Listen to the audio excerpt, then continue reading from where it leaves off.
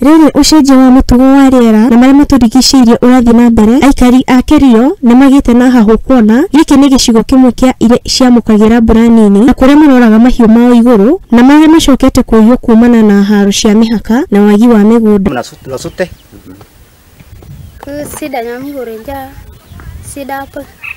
Anasema shida ile iko hapa ni maji. Huyo mimi haraka chakile kitu mgoro nja kitamu kaja soma na mwana nja. Isaidiwe maji iwe karibu alafu wapate wasomesha watoto yao. Huyo mimi yokine ja kanisa njani. Sasa ndio nasema tuko na furaha na asante sana kwa hii kanisa yetu. Tunaona sasa tutaendelea. Hata faraen gere ja ngor faraen marusun. Hata tumejaribu kupanda shamba hapa hakuna mvua. Hata nyumere ja legita jitu pag tike cholchine ja faraen ja kila kama itike nyumba ja mboka. Tunaona sasa kama mkikuja hivi tutasaidiwa na maji na tutapanda mashamba yetu kama tukipata maji. An organization is really to support community work, and one of our main objectives has actually been working with the community towards building resilience to climate change. In such communities as it is in Tiati and especially Silali here where we are, there are many cases and instances of rain failure.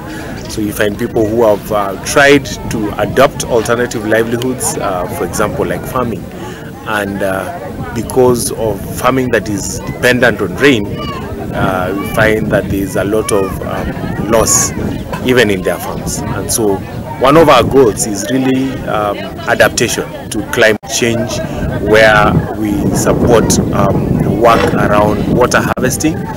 We mobilize the communities to dig their household farm ponds or water pans. And so in the times where we have erratic rains, which is actually very regular, because right now when you expect the rains to come, they do not come. If you think you're planting with the rains, then you'll find this crop failure because of rain, the unpredictable rain patterns. Kuri uguo kanitha wa Christian Impact Mission ni wiyumiritie guteithĩrĩria aikari acio na kumathomithia njĩra cia kũiga maĩ na kuhanda mĩmera ĩrĩa yũmagĩrĩria riũa, ũndũ ũrĩa ũkũnyihia ũthami wa andũ icigo icio na guteithĩrĩria ciana gũthiĩ na mbere na mathomo.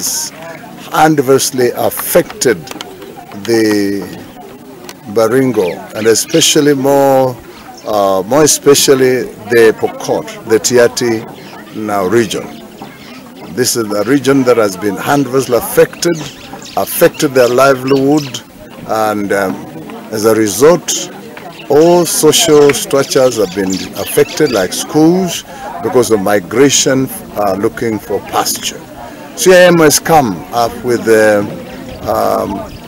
farming system, farming technology, where we do conservation technology, zero tillage, but more principally is the principle of water harvesting, household water harvesting initiative. Dini Hamudhi TV yakwa ni Wambui wa Wajiko. Tabidina mbere ni ati nake governor wa county